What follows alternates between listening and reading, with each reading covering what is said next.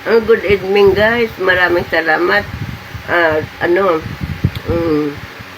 Dito tayo sa Pilipinas ay kahit paano ligtas tayo. Ipanalangin natin sa mahal na Panginoon Diyos na laging ligtas tayo sa mga kalamidad, sa lindol at sa bigwan. At saka sa lahat-lahat, masing mga gera, iligtas tayo. Ang biruin mo, naglindol para ngayon sa sa Taiwan ba? Ang daming nagkabagsakan ng mga building. Opo. Marami pala tayong mga kababayan doon, mga OFW doon. Sana nga po panalangin natin na mabuti lang ang kalagayan nila. Yung mga yung mga nanindulan.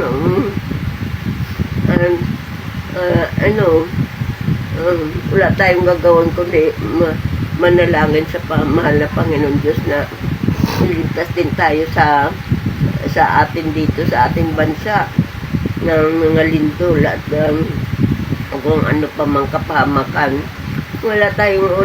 Yun lang ang masasabi ko niyan guys. Salamat sa mahal na Panginoon Diyos at ligtas tayo. Maraming salamat at God bless. Good night.